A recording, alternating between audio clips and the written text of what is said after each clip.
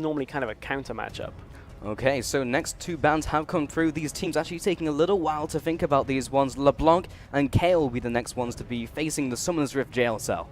Yeah, indeed. So LeBlanc was talked about heavily at IEM San Jose, just how strong she was. There's a lot of kind of that hybrid of poke and assassination at the same time. So not going to see that in this game. And another champion that has had a couple of roles perhaps is the Kale. Of course, we've seen Kale in the mid, sometimes in the top, but jungle Kale, Kikis from Unicorns of Love, brought that back and was playing Kale out of the jungle, and there's a ban we were expecting to see. Yeah, I mean, the Nard's going to come out here. This is no sort of surprise, but it did come out from the blue team, so maybe something a little bit different there. However, that will be followed up by the Irelia, and you know what has made it through the banning phase stress? It will be Warwick. And that is actually quite a surprise that a champion as strong as Warwick has made it through. As you said, blue side nowadays are kind of banning Gnar because you had to ban Warwick on 420 on red side. However, the Aurelia away from Numlocked is a big champion missing. Yeah, so we do have the follow-up here coming from UWT. Mate has locked in the Sona, so that's for certain. But now looking towards the AD carry as well, and well, if any of the games that we've seen recently is something to go by, then Lucian, Corki, some of the big AD carries, a little bit of Ezreal thrown in there as well. Yeah, so pretty much those, along with Graves, are the top 80 carries right now. Lucian and Corki are going to be the highest priority, though. I don't see too many of these players playing too much different from that. I'm not expecting to see anything completely crazy. So, you know, you pick a fairly kind of safe lane here. If you've got Sona, she has a lot of sustain. You have that engage with the flash crescendo. And really, just Sona right now is all around one of the highest tier supports. Yeah, so we have now seen the Lucian logged in here. That will be the AD carry coming in from UWT, mate. And they have picked up their bottom lane first, letting through, of course, the Warwick. So they did prioritize that bottom lane over going for something else here. But we'll see what we do have Choke doing as their follow-up. And with this Warwick coming up, they have a little bit of flex pick. There were actually, and speaking of flex picks, there was a lot of champions available for UWT there. They could have gone for the Lissandra. We've seen that in OGN time and time again. And Lissandra Warwick is actually a very strong combination once you get the ultimates down, single target burst. So I'm actually a little bit surprised that UWT haven't taken that Lissandra away from that top lane pick, and they've left Corki open should Choke want to take it. So right now, we'll see what Choke look to go for, but they are looking towards their bot lane as well in response to UWT, mate. So we'll see what they bring forth here. Looks like it's going to be Morgana and Graves, and indeed it is. They have locked that one in. So as you were mentioning before, Lucian, Graves, also Corki are going to be the top tier AD carries, and no different in this game with the Morgana being put in as the support. So we've heard a fair amount actually about Morgana in the UK scene. It's actually a higher priority jungler, sorry, support. I was looking at Warwick and thinking jungle. It's okay. Morgana in the support. We're not in Crazy Town. It is indeed going to be. Yeah, we've had Twisted Fate. I don't know whether we'll see true. Morgana anytime. But as a support, we've heard that a couple of times out of the UK players. We know Choke have played it a couple of times. We heard good things about Morgana down in that support role. So we'll see whether Zodiac can bring that here to this battle here. And with Graves, what that's setting everything up for is a very good kind of burst potential here when it comes to this bottom lane from Choke. You land one binding, you land the poke damage from Graves, or burst damage from Graves, and take somebody off the map. So, we were touching on Lissandra before in terms of matchups. We were talking about the synergy with Warwick, but in this game, we're actually going to have that on the other team of UWT, mate, who will lock that in coming in here alongside the Pantheon for that jungle role. And now at this point, one of the options that UWT could have, now that they've got an AP top laner, would be to run that double AD composition that we've seen out of OGN, we've seen out of teams at IEM as well. So something like an Ezreal could do very well here in a mid lane role, or a Corki. It is available, and we saw, I believe it was Cloud9 doing it at IEM, so maybe that could be the last pick. Also, the flex to mid with Lissandra could be an option. We'll see what Numlocked is going to pick here. He's in a little bit of an unfortunate situation as he's got to pick his top laner, but Maokai would be available, would be countered by a Rumble though in that situation, so he's got to find something that he feels completely confident on in this top lane matchup. Yeah, this flex pick is absolutely making it difficult for Choke Gaming as they come in with the two final picks here. Of course, do have that work, lots of ability to lock people down. Of course, the Morgana with the Dark Binding, followed up by the Warwick ultimate. Someone's going to be staying still for a very long time when Choke managed to land that initial bit of CC, but with the next two lock-ins, they will solidify the Ahri alongside the Yorick coming in here. Okay, so Yorick is a champion that we've seen Numlocked play before, and looks like he's going to run it again. So Yorick, he had a very good game on Yorick, I believe, in some of the qualifiers and group stage rounds. Yorick is very difficult to kill in lane, and one thing that Lissandra is very good at is a dominant laning phase. So this could be a very good setup here for Numlock actually to stay alive up in that top lane, and we know what he can do when he's able to, you know, stay alive, carry a game. Could get quite a lot of damage out of this Yorick. Yeah, and of course, Choke is this team who rarely dies. We saw some of the stats before. It was just like dies 0.5 a time a game, which is just absolutely mind-blowing, right? But then also when you couple that with the amount of games they lose, how safe they played the game, and as you know, as Strike was mentioning before, it's not so much of a safe play, but a smart play. Yeah, and Strike was already talking a little bit about Fizz that got swapped over, but I have a feeling that we may be seeing the Emperor of the Sands here. No, there is the Fizz. They were just messing with me. This is why we don't talk about Harvest. It is. But what I was going to say is Lissandra up in that top lane actually is very good at letting you play an assassin in the mid lane. So Strike already bringing us this Fizz pick. So Lissandra has the wave clear. You're not too bothered about the fact that Fizz is a melee range champion. And Fizz into Ahri, you just got to dodge the charm. And from there, Ahri can suffer a little bit in that matchup. So Fizz should do fairly well here. However, if you land the charm, then it's going to go the other way around. But yeah, absolutely. Just needs to dodge that with the playful trickster coming through. But with 30 seconds remaining, looking down these team compositions, we've got also that pick from Lissandra that we were talking about before. Of course, we've got the pick as well coming in from Choke Gaming. What are the objectives? What are these teams looking for? So one thing we didn't quite talk about too much yet is the Pantheon lock-in. And Pantheon on 420 is one of the very top-tier junglers as well. So he has great early clear. This is before they removed the ability to block dragon attacks on him as well. So his clear and survivability through the early jungle is very good. Look for him to make an impact early on, even pre-6. He's got so much in his kit that just allows him to go aggressive as possible. Well, we've seen these teams lay down the groundwork, but if you want to join in with the conversation, make sure to use the hashtag L4N to join the discussion over on Twitter and tell us what you think will happen in this game and indeed this tournament, as we're only in the semi-finals coming into this one. Stress, the very first semi-final of the Four Nations tournament here. And the very first game between UWT Mate and Choke Gaming as we head now onto the Rift. All the players spawning in, and just a couple seconds until they're released onto the Rift. Yeah, of course. With the preseason brought the gate at the beginning of the game. Yeah. So no instant go. But as you said, we are on to the Rift. And looking at these team compositions a little bit, typically when you'd pick a Yorick for a team like Choke, you'd pick it with something like a hyper carry that you can bring back that has a lot of sustained damage in the late game. One thing that Choke have got is a little bit of a problem is they've got a Graves, who typically is a burst champion. And Yorick will only keep somebody alive for so long.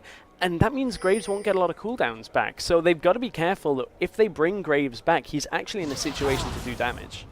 Indeed, and you know, look at the items as well here. Yorick, of course, opting for that crystalline flask here, alongside a ton of health potions, mana potions as well, looking just to sustain himself as much as possible. Yeah, and we know Choke are difficult to kill. They've picked a champion that is extremely difficult to kill, so we're just being, you know, shown that it's going to be a farm fest up in that top lane. Absolutely. So now in this river, already buying a sweeper here from Zodiac, and that was not seen out by UWT Mate, who's like, just feeds him a ward and is like, have this one, and UWT Mate will not be able to respond and have to deal with that ward right at that starting point for the red team jungler, who will be proper Panda playing Pantheon this game.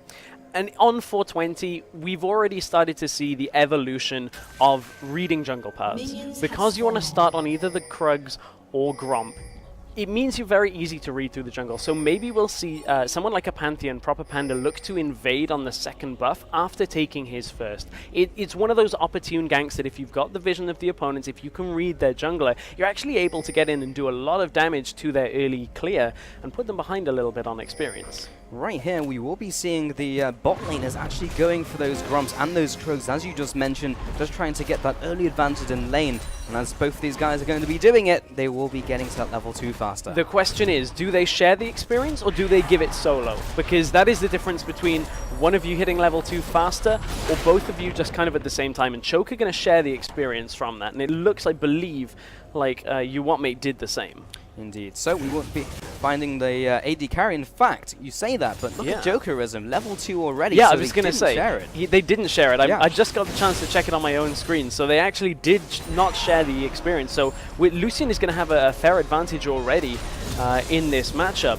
They couldn't quite get the damage out, but they don't have a sustained support down in this bottom lane. Morgana will not really be able to provide any help. Look at this aggression from Chewed Up. Comes right in with the quick draw, followed up by the buckshot as well. Zodiac comes in with the auto attack. Jokerism drops incredibly low. Did have to pop his heal, but likewise so was Chewed Up.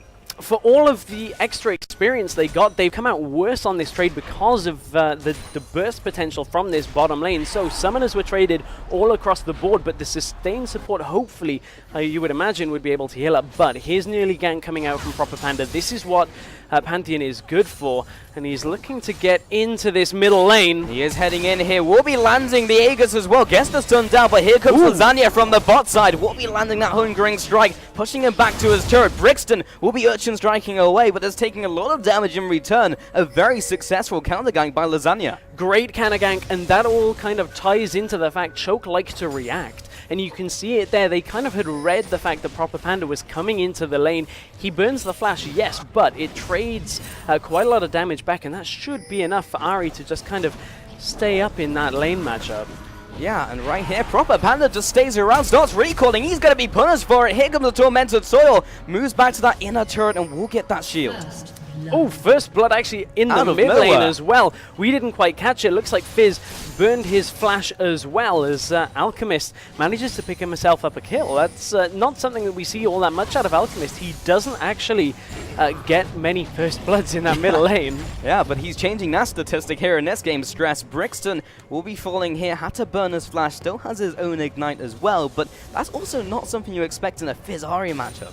No, it's actually not, but that tells you the charm must have landed at that point. He must have got enough, but bottom lane. Here comes Warwick once again, looking for blood onto this Sona. Will be jumping away. Jokerism is completely cut out, but tries to pick up a kill. Turn. It will not go down, and that will be a kill picked up by Zodiac in a very messy situation. I thought Chewed Up fell in that engage there, but managed to keep himself alive. But this bottom lane is having such a negative impact after getting that level too early. They're actually chasing Graves behind the turret, trying to stop his recall, but Jokerism falling so far in health early on in that matchup, they couldn't sustain up in time, and from there the early impact that Lasagna is having is far greater right now than Proper Panda. He's being zoned completely out of this game. Yeah, every time you go for any sort of aggression, Lasagna just appears, and what do you do against a team who is so good at reactive plays? What do? Just sit back and do nothing? At that point, you have to be proactive, but make the most of your engages. But making the most of their champions as well for Choke would be Lasagna. He's about to hit his damage spike. He's about to get that level 4, level 5 damage spike as Warwick. He's going to pick up that range of Seek. Oh, I keep saying Seeker's Armguard, but it's not. Skirmishers, I would imagine. That's the one. Not quite. Almost. DX Alchemist in the mid lane, once again trying to land the CC onto Brixton.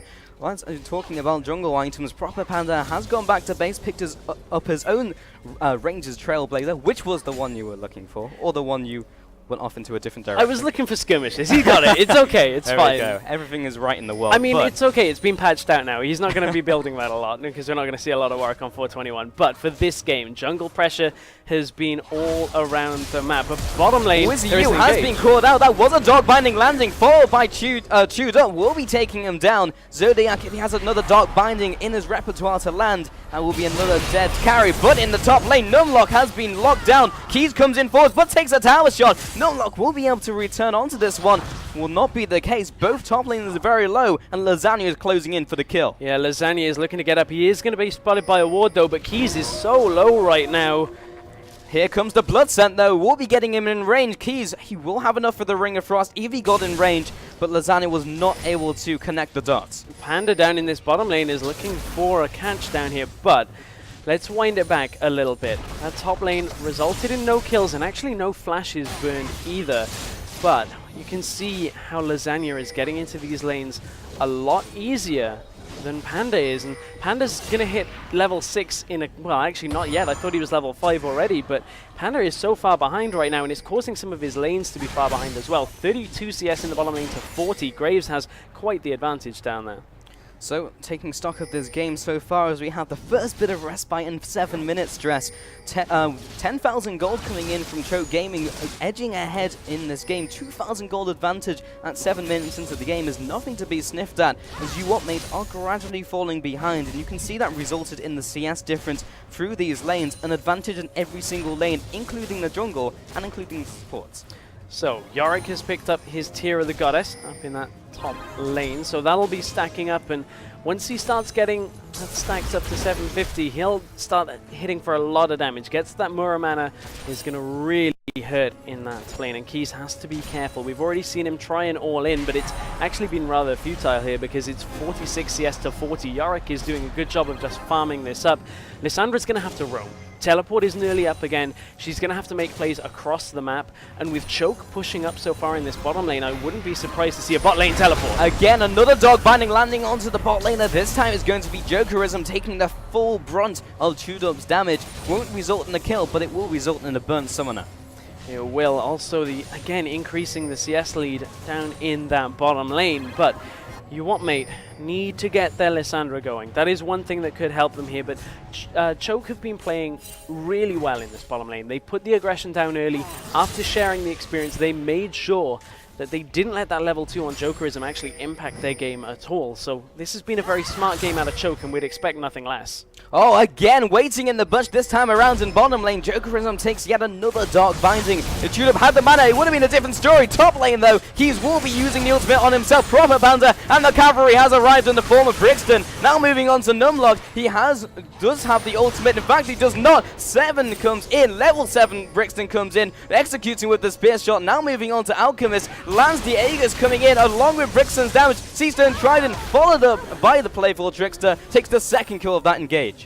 And that was just UWM completely maneuvering around the map before Choke could even respond. Lasagna was nowhere near it, couldn't get into position, and he's only now arriving to the top lane, so that results in a good few kills there for UWM. Perhaps that'll be enough here to open up perhaps an attempt sometime along the line at Dragon. We've talked about how good Dragon is, but here we see the engage again. The Lissandra ultimate used early and gets away from it, but Numlocked here with no ultimate just is in such a bad situation right now. It was already ticking down, and he falls to begin this engage, and this is a little bit risky, UWM, but they knew that Warwick was not around. You know, the interesting thing as well, in that engagement, Numlocked has chosen not to skill his ultimate, which he's probably one of the only champions in the game where when you hit level 6, you don't want to be going for that ultimate. Hold that thought, though, because bottom lane, again, the Dark Binding from Zodiac, followed up by the Soul Shackles, but Jokerism is following up. Here comes a teleport from top lane. Lasagna is laying in wait, however, in comes Proper Panda. The man drop comes down, but instantly CC'd by the ultimate, takes it out. The counter ganks once again are huge from Choke Gaming. Brixton now roams in from the middle lane. Keys as well, but this is a bloodbath coming out. Keys will be dropping. Can they make it? Another kill onto Brixton as he hops away. Jokerism is also on the back foot. Do they have anything from behind? But a good Chum the Waters will lock down Numlock, keep him at range. Dix Alchemist has his ultimate, just comes off cooldown, follows off to Brixton, lands the first one, lands the third as well. That'll be enough to take him down. A 3-1 in total, and the Dragon going over to Choke Gaming. That fight was all about ultimate timings. This time around, Choke had Numlock's ultimate available. That was a big difference maker in that fight. And DX Alchemist getting a little bit fortunate on that ult timing as well is going to result in the first Dragon of the game going over to Choke Gaming. And that is a big lead they now have. Not only is it the gold lead, but stats too. Yeah, Lasagna has been caught out though. Here comes a Heartseeker strike. Zodiac once again to the rescue. May even result in the kill. Indeed it does. Proper Panda falls. This is going from bad to worse for the dark horses of the tournament. UWM.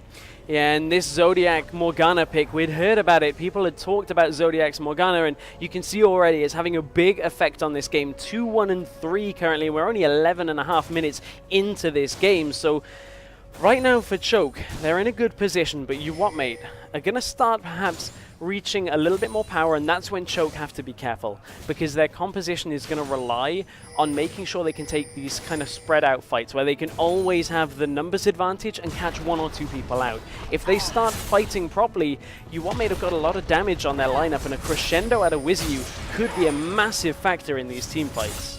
Well, when we get to those team fights, or a successful one from UWM mate. We'll see if that comes to fruition. But Keys pushing up the top lane here with that huge influx of gold as well. Everyone has gone back to base, picked up a bunch of items. Looks like we do have the Devourer upgrade, the enchantment coming in from Lasagna here on top of his Skirmisher's Saber. Likewise on the opposing side, actually going the Warriors route for Proper Panda. Yeah, and Warriors before Boots as well. That's an important thing that a lot of junglers started to do, especially on champions like Pantheon. You want to get that damage spike as early as possible because it just allows you to completely make the most of your level 6 once you've got that Grand Skyfall, once you can get into lanes. We've seen Panda get into a couple of lanes.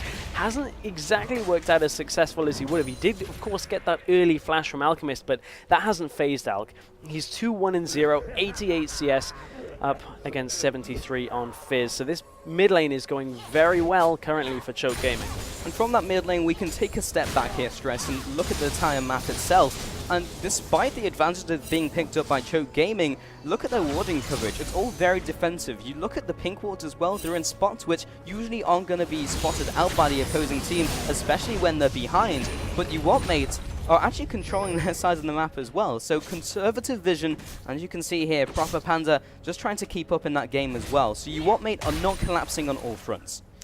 But we do have a pause. Looks like one of our players has had a bit of a freeze up on their end, so should not be too long before we can get back into the game. But we've got a fair amount to talk over that we've had already happen in this game. The early gank out of Panda. They got the flash from Ari. From there, it really should have gone in UWM mate's way, that mid lane. It's a difficult early game matchup on that Fizz. You've got to kind of wait out the first few levels, but really getting that flash and then Alchemist coming out ahead is a big kind of hit to UWM mate's team comp right now. They haven't been able to get Fizz going as much as they'd like. Yeah, I mean, we didn't catch it on camera, but in that middle lane, it was a one-on-one kill. Yeah. So that was even bigger. It was like we had the jungle intervention. Yes, that put them ahead, and even despite Brixton having the advantage, was outplayed by Alchemist there. So if we'd seen what had happened, we may be able to have drawn more from that. It may have been just a stray charm landing and then the follow-up with the damage, but either way, that's a lane absolutely that should have gone the other way, and as a result, take a look at down all the lanes are going the way of Choke Gaming. Yeah, especially from that early pressure. Once you pressure out a lane early on as a jungler, you kind of have to feel like, okay, that's my lane done for now. I've made my impact here, I can go elsewhere. But, you know, we've talked about it, Choke, they're a reactionary team. If Alchemist sees you make a mistake in lane, something like you're using Playful Trickster at the wrong time, he's going to try and capitalize on that. The same can be said down in the bottom lane for Zodiac and Shoot Up. They spotted that, obviously, Lucian coming to lane level 2 is a very good indicator of what happened. So they knew we have to make the most of this. We have to get on top of this situation and equalize it as best as possible. And that early trade in the bottom lane has opened up quite a difference between our AD carries. 1-0-4 for Graves. 1-1-0 on Lucian, but the CS difference as well is a good 11 between the players, so there is a fair amount of difference right now, especially when you take into account the Dragon stats too. Yeah, I mean, while we don't have a Rumble in this game to equalize it up, we do have a Yarick in the top lane here, Stress, and this is something that we touched on briefly, but really didn't break down. Looking at the Lissandra as well, not a matchup you see every day, but either way, guys, you're just about ready to head back into game as we do have the issues resolved. So we're going to get it on your screens very shortly, and now in the bottom lane, once again, we do have the pressure coming in from UWM mate this time around. In fact, a complete reversal of how that lane's been going. Yeah, the culling is coming up as well, so might see Jokerism completely shove Shoot Up back. He's pretty low, but we've seen Shoot Up play fairly risky in that bottom lane as well. And I'm noticing in that mid lane, Brixton is using Playful Trickster a lot here, and that might be something that's going to come back and bite him a little bit. If he uses it, we've already seen him die once in that mid lane one-on-one. If he continues to use Playful Trickster like that, got to watch out for the charms from Alchemist. I mean, that's the trade-off. You use it for wave clear or you use it as an escape. You cannot do both. And Brixton does not want to be caught with his pants down once again by Lasagna, who does indeed have his ultimate. So as he heads into a lane, that will be a suppressed target for a fair amount of time. Proper Panda into the top side of this middle lane, just in case he needs to be here, as Lasagna is lying in wait. And Proper Panda waiting this out. Will be taking as much time as possible. Here comes the charm, here comes the ultimate, and Pantheon walks into lane, and maybe the second kill of this engage has to flash over the wall. Not optimal at all. DX Alchemist uses the last charge of his ultimate, follows it with the charm as well, and the rest of the combo. He will be smiting the minion camp to get his health back, but will not do anything to save his life. A 2-0 super clean by Choke Gaming. There is so much damage on the side of Choke right now. Bottom lane Trading off. Judo may be one of the first casualties of the team with Choke. Oh, follows through with the collateral damage. Will be picking up that kill. Wizzy U will be the one to follow. Surely lands to a crescendo, but it's still not enough damage. And Zodiac will hit him in the face with the last auto attack and take him down. 2-on-2, 2-0. Choke across the map have so much damage. Let's take a look. Brixton instantly getting shut down by Lasagna. No chance for Proper Panda to get back into this mid lane. And again, another good gank out by Choke. Another great charm from Alchemist. Max range. Proper Panda trying to do his best to stay alive, but it's really not going to happen in that kind of situation. That charm landing is such a big difference maker. Top lane though, Keys will take a little bit of harassment from Numlock, but it's like he was saying in Champion Select Stress, this is how the mid lane's going to go. Brixton, his job is to dodge the charm and go all in with his combo, but if GX Alchemist hits the charm, and it's going to set him up for a kill. We've seen this time and time again with Lasagna chiming in. And after that flurry of action, Lasagna almost has his ultimate once again. Yeah, and I mean, that's one of the strengths of Warwick right now, is Lasagna is playing him, is that single target burst. And then you take into account that Choke haven't even brought really their bottom lane, who are doing very well, into this game too much, that the next dragon, it's coming up in about 40 seconds, is going to be a big time for Choke once again to solidify their lead.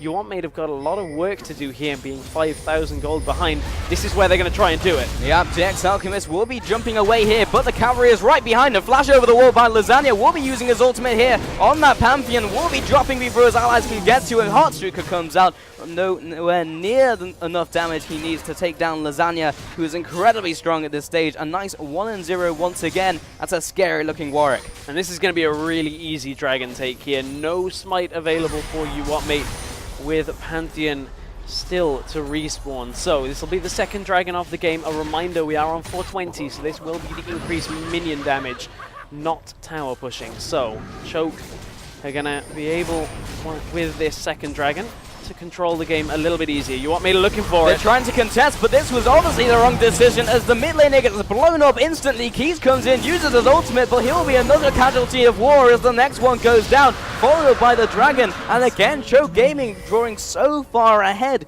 UWM are just trying to scramble for scraps. The problem is, though, they've been behind since almost minute 1 here.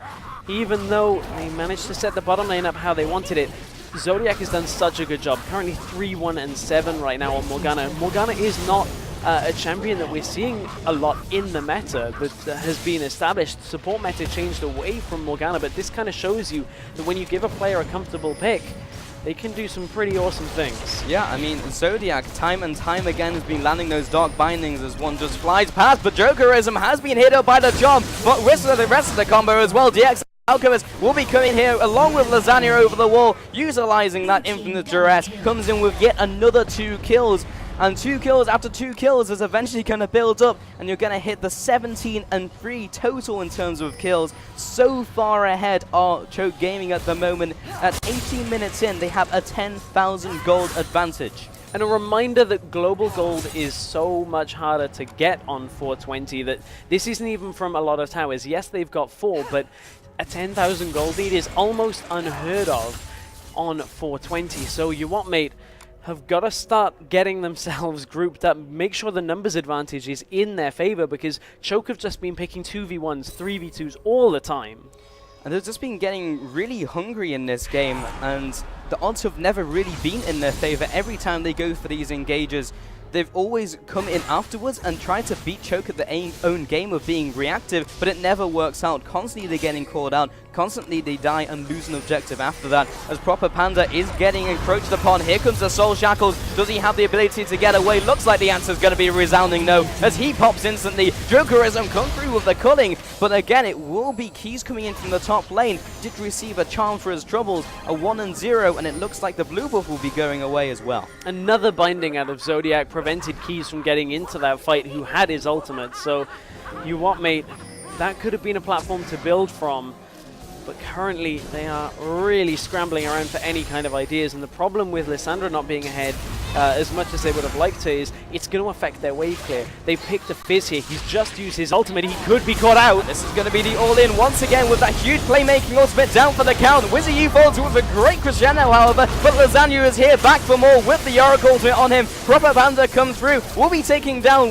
Yorick, and this is looking like a very good fight for UWM. Zodiac is coming in from the top side. Flash into the auto attack, but now they're looking to run Choke down. DX Alchemist turns around, doesn't have the damage he needs to go 1-on-3, and now he is caught in enemy territory, but off the side of that fight, we do have Chewed Up in the bottom lane, taking away a tower for that one. So despite those 2 extra kills, he's in a very good position himself, but DX Alchemist looking to take something away from this trade. Oh, the charm goes awry, doesn't manage to hit Brixton, his target. In fact, goes off to a minion, but plus the flash, was able to get away. Here comes Chewed Up though, and looking to go 1-on-3. Can he do it though? Brixton's low on mana. Collateral damage comes through, takes down his counterpart, and Brixton has to make haste out of this mid lane. UWM finally got some kills there though. They've got to be careful they don't overstay. Brixton stays around, receives a buckshot, goes down. Tudor will be quite happy to add another kill under his belt. UWM finally get that little bit extra gold to their arsenal, but it just hasn't really been enough here, and UWM kind of stuck around too long at that fight. They had the numbers advantage in that one. All the way back at the beginning, they spotted Chewed Up down in that bottom lane, and he was so much of the damage threat right now from Choke that really they could take that fight without it. They managed to punish Lasagna from going in alone, and from that stage, UWM can clean up, but it took so long to do it. And they stuck around so long after that in comes Chewed Up from the side, and they can pretty much clean that fight up. You know, UWM are just so incredibly far behind, and we've harped on about it, but the totals do not lie in terms of the gold. In terms of the objectives, 5-1 in turret, 21-6 in terms of kills. It's just looking cataclysmic, honestly, for UWM. This is, however, the very first game of this best-of-3 in the first semi-finals here at Four Nations, so they do have time to bounce back. They do have the rest of the series to go, but they're going to have to rapidly reiterate their ideas before heading into the next game. Yeah, they are going to need to figure out how to keep themselves at least in this game, because it is a best-of-3, and this is a single elimination bracket as well, so a loss here would be very detrimental to their chances, but Choke are looking very strong right now. 5-1-7 on Warwick. He's just got a Spirit Visage as well, so he's going to be very difficult to kill. Rather than going for that Blade of the Ruined King damage build, he feels the team has got enough damage with that. He's just going to make himself as difficult to kill as possible, and from there, Numlock, you know, with his ultimate. This looks like a desperation play, but it might just work. Woozy U with a great crescendo 1-2. Brixton comes in, not dead just yet. It will be the first kill onto Keys, however, and this looks like it's cleanup time for Chuju, who finds a second kill. Here comes the shutdown as well. Another 4 kills, a 4-for-0, and Lasagna is on the hunt for a kill onto his opposing jungler, but that laser is doing work, heating up to a high amount of damage, and Proper Panzer quite happy he was able to take away the moral victory in this game. Chewed Up is so strong right now. He just pretty much sat in between 2 players and just output as much damage as possible. Let's take another look back at this. The Pantheon ultimate at this point is just so far out of the fight. The look at Chewed Up turn this damage around here. Wizzy and Proper Panda just drop so low from this. And Alchemist has his Zhonya's, and there's really nothing that UWM could do from that situation.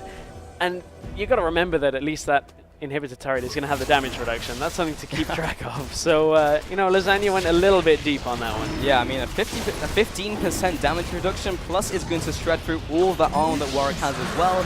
It's not going to help you in a pinch. But either way, 25-8 is the current scoreline. 6-1. We've mentioned this before, but Numlock has been called out here. Here comes the Heartseeker strike, and Numlock might just be called out, but they just simply don't have the damage, and between 3 of them on UWM, it was not enough damage to take down Numlock, who honestly only has a more Malmortius for his defensive items. And again, Brixton gets called out. He is not slippery enough to get away from this one, as Lasagna comes through, looks for another meal, will be picking up that kill. Here comes the collateral damage as well, another 3-0. What dent can Choke Gaming make on the base of UWM? I wonder how far they can actually go on this, but Lasagna goes 1 versus pretty much 3 at that point at the beginning and just managed to lifesteal so much back.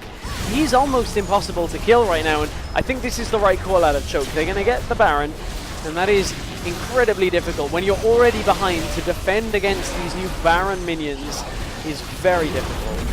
Coming in here will buff all the minions that they are near in the bottom lane, or rather the top lane, heading into the inner turret. Oh, that was a bit of a mistiming there by Proper Panda, but won't be punished for it. However, he's maybe not having such a good fate, as he will be popping his own ultimate, but just delaying the inevitable and taken down by Lasagna, picking up his 6th kill of the game.